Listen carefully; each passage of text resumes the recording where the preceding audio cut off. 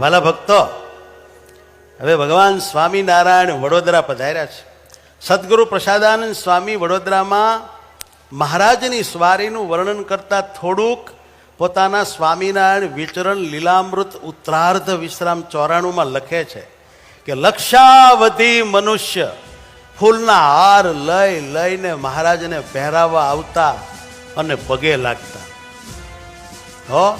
અને પછી ભારે રેટોને સુરવાળને બુટાદાર ડગલીને રૂમાલ વગેરેને માનજી મહેતાએ રૂમાલમાં વીંટીને નારૂપંત નાનાના હાથમાં આપ્યા અને મહારાજ પાસે લઈ ગયા. ત્યારે મહારાજ ક્યાં કોના છે? નારૂપંત નાનાએ કહ્યું માનજી મહેતાએ મોકલ્યા. મહારાજ આપણે સરકારને મળવું છે અને લક્ષાવધિ મનુષ્ય દર્શન કરશે. મહારાજ કે ભાઈ આના વસ્ત્ર બરાબર છે, આજ રાખ.